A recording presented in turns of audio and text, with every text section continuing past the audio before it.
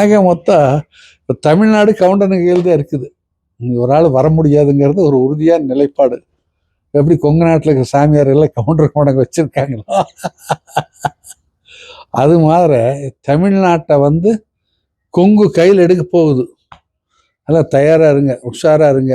ஒன்றும் பண்ண முடியாதுனால எங்கால் வந்துடுவார் அண்ணாமலை.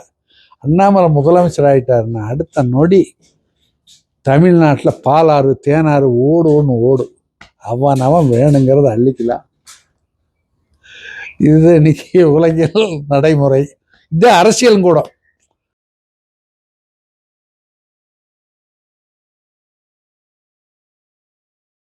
இன்னைக்கு இது தொலைக்காட்சியில் காட்டினா, டாஸ்மாக் பற்றி காட்டினா, நம்ம எடப்பாடி ஐயா தொலைக்காட்சி பேர் என்ன, நியூஸ் ஜேல காட்டுறேன்.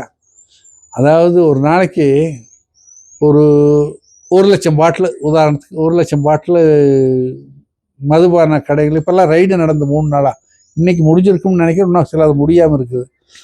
அப்போது இவன் என்ன பண்ணுறான், டாஸ்மாக்னு அரசாங்கம் வச்சிருக்கிறதையும் போய் ரைடு பண்ணுறான். தனியார் முதலாளி வச்சிருக்க மதுபான கடை தயாரிப்பு இடங்கள்லையும் ரைடு பண்ணுறான். என்ன சொல்கிறான்னா ஏடிக்கார, இந்த நமக்கு ஒன்றா மோடி அனுப்பிச்சிடுவார் தமிழ்நாட்டில் போய் பாருன்னு. அவன் வேறு எங்கேயும் போக மாட்டானுங்க, அவனுக்கு வேலையே தமிழ்நாட்டில் மட்டும்தான். ஏன்னா இங்கே இருக்கிறவனும் ஒழிச்சாகணும். நாளைக்கு இவன் நம்மளால் கொண்டு வந்து அண்ணாமலை கவுண்டரை கொண்டு வந்து வெண்டவங்க கவுண்டர் விட்டு ஆட்டாட்டுன்னு ஆட்டி போடுவார். அவர் இன்னைக்கு எல்லாத்தையும் கலக்கிறாரு. கவுண்டன்னா சும்மாவா? ஆக அவரை கொண்டு வந்து விடுறதுக்கு படாத பாடு வர்றா மோடி. இந்நாய் வருது எங்கே போகுதுன்னு நேராக அமித்ஷா வந்த, எங்கடா போறேன்னா சிவராத்திரியில் போய் அவங்க கூட ஆட போயிட்டான் மானகட்டு நாயோட. நீ ஒரு எல்லாம் செய்ய, தமிழ்நாட்டில் அரசியல் வளருங்க. அவன் என்ன பண்ணுறா, சின்ன பிள்ளைகளை கட்டி பிடிச்சிட்டு ஆடிட்டு இருக்கிறான். தினம் போடுறான் இதில் நம்ம வாட்ஸ்அப்லலாம் பார்த்தீங்கன்னா அவன் ஆடிட்டு இருக்கிறத காட்டுறான். என்ன பண்ணியிருக்க சமுதாயத்துக்காக? நதிகளை எல்லாம் இணைக்கிறோம்னா எந்த நதிக்கு இணைச்சா?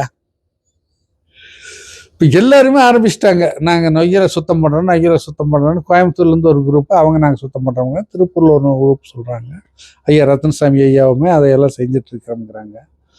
சரி, அப்போ நீ என்ன பண்ணுற? இந்த காட்டை பூரா வளைச்சி கட்டி போட்டு ஆம்பளை மூளையில் உட்கார வச்சு ஆட்டம் போட்டிருக்கிறேன். அங்கே வந்து அமித்ஷா உட்காந்துட்ருக்கிறேன். நீ என்ன பண்ண போகிற? அது அவனா ஓட்டு போடுற நாளைக்கு தமிழ்நாட்டில் இருக்கிற மக்கள் ஓட்டு போடுறாங்க. இப்போ சொல்லியிருக்காரு, இன்னைக்கு பிரதமர் சொல்லியிருக்காரு, தமிழில் நீ வந்து மருத்துவத்தை கற்றுக்கொடு, தமிழில் என்ஜினியரிங் பொறியியல் கற்றுக்கொடுன்னு சொல்லியிருக்காரு. அற்புதமான கருத்து. என்ன காரணம்னா, சீனாவில் இது நடக்குது, ஜப்பான்ல இது நடக்குது, ஒரியன்ல இது நடக்குது, இங்கே இல்லை. நீ செய்ய, ஸ்டாலின் செய்ய, நீயே தமிழில் கற்றுக்கொடு, டிரான்ஸ்லேட் பண்ண ஆள் போடு. நான் தான் கம்ப்யூட்டர் இருக்குது, தமிழில் கற்றுக் கொடுக்குறது அப்படியே இங்கிலீஷில் அது காட்டுது. நீ ரெண்டுலேயும் படிச்சுக்கோ, இங்கிலீஷ். ஏன்னா அதுக்கு தான் 2 மொழி கொள்கை இங்கே வச்சிருக்கிறோம். 3வது மொழிக்கு போனால் தான் தகராறே தவிர 2 மொழி கொள்கையில் 2ஐயும் படிச்சுக்கோ. அப்போ ஏன் படிக்க முடியாதா? இப்போ நீ பாராளுமன்றத்தில் உட்காந்துட்டு அவன் ஒவ்வொருத்தனும் கேட்கறதுக்கு தனியாக காதலை வச்சுட்டான்னு கேட்குறேன், அவன் நம்ம பாஷையில் கேட்டுக்கிறேன். அப்போ இங்கே இருக்கிறதே அவன் ஏன் அப்படி கற்றுக் கொடுக்க முடியாதுன்னு சிந்தனை பண்ணணும். மிகப்பெரிய விஞ்ஞானி இருக்காங்க. இன்னைக்கு வந்து அமெரிக்காவில் அந்த பெரிய பெரிய சேட்டலைட்டெல்லாம் விடுற இதில் வந்து நாசாவில் வந்து நம்ம கூட படித்தபோயே கோபால்சாமி இருக்கிறான். அது எனக்கு பெரிய பெருமை. அவன் அண்ணன் தம்பிகள் என்ன கூலி வேலைக்கு போகிறாங்கங்கிறது அது வேற. அவங்களுடைய குழந்தைகளெல்லாம் அந்த பையன் நல்லா படிக்க வச்சு அவங்களை வெளிநாட்டில் வேலைக்கு சேர்த்துருக்காப்புல. ஆக இப்படிப்பட்ட ஒரு முன்னேற்றத்துக்கு அடிப்படை காரணம் ஆங்கில அறிவு. கோயம்புத்தூரில் எல்லா காலேஜ்லேயுமே இன்னைக்கு பெரிய பெரிய காலேஜில் 5 லட்சம் 10 லட்சம் வாங்கிட்டு தான் இடம் கொடுக்குறான். இப்போ காசு இல்லாமல் எவனாவது சீட் ஃப்ரீயாக கொடுக்குறானா? டாஸ்மாக் போனீங்கன்னா அந்த டைம் முடிஞ்சு போச்சுன்னா அதுக்கு புறகாணி சரி முன்னாலே சரி பாட்டில் சும்மாவாக கொடுக்குறேன், அரசாங்க விலைக்காக கொடுக்குறேன். நீ பில் எங்கேயாவது வாங்கி போட்டு பார்க்கலாம். அந்த டாஸ்மாக் வந்தேன், இப்போ ரெய்டு நடந்தது. அவன் என்ன சொல்கிறான்னா 1 லட்சம் பாட்டிலை வந்து அரசாங்கம், இந்த ஒரு கம்பெனிக்காரன், இப்போ சிவா டிஸ்டிலர்ஸ் கோயம்புத்தூர் மகாலிங் கவுண்டருது, அவங்க தயார் பண்ணுறாங்க. மன்னாரியம்மன் சுகர்ஸு, அதெல்லாம் ஒரே குடும்பம். அதில் அந்த 1,00,000 பாட்டில் 50,000 பாட்டிலுக்கு சீல் போட்டு டாஸ்மாக் ஆஃபீஸ்க்கு மூலியமாக போகுது. 50,000 பாட்டில் சும்மாவே போயிருதுங்கிறான்.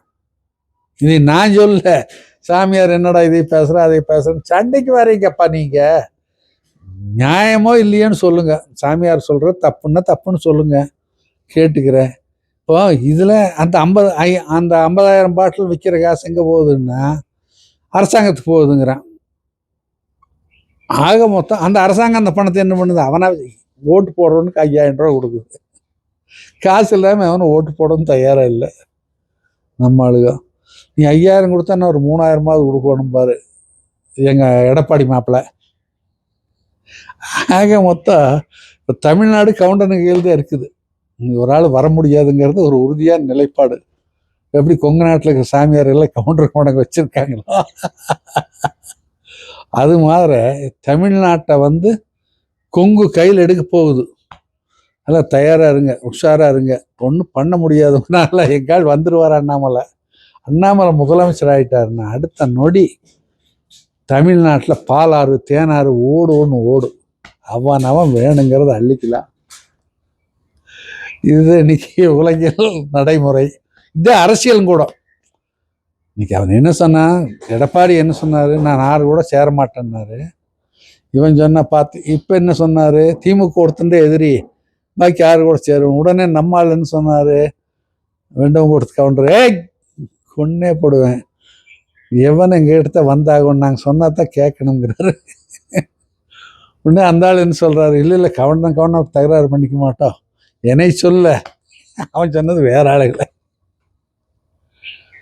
இப்போ தமிழ்நாட்டுக்குள்ள எடுத்துட்டா அவன் தெலுங்குங்கிற, கன்னடம்ங்கிற, மலையாளிங்கிற எல்லாரும் இப்போ ஒரு 10 தலைமுறையாக அந்த ஊரில் தான் குடியிருக்கானுங்க, சொத்து வச்சிருக்கானுங்க, நிலம் வச்சிருக்கானுங்க, வீடு வச்சிருக்கானுங்க. வெளிநாடுகளில் போய் எல்லாருமே இன்னைக்கு நல்ல பெரிய வேலைகள் இருக்கிறவங்களாம் சொந்தமாக வீடு வாங்கிட்டான். இப்போ அமெரிக்காவில் விலங்கு போட்டு அனுப்புகிறான்னா அந்த நிலையில் தமிழன் இன்னும் அதிகம் வரல. ஏன்னா இவன் நல்லா பக்காவாக வாங்கிட்டு அங்கே போய் வீடு வாங்கி பொண்டாட்டி பிள்ளையோட ஆனந்தமாக இருக்கிறான். இதுதான் தமிழனுடைய நிலை. ஆக தமிழ்நாட்டை யாருமே தமிழை தாண்டி வேற மொழியை கொண்டு பார்க்கலாம்னாங்கன்னா முடியாது, இருக்க முடியாது, வாழ முடியாது.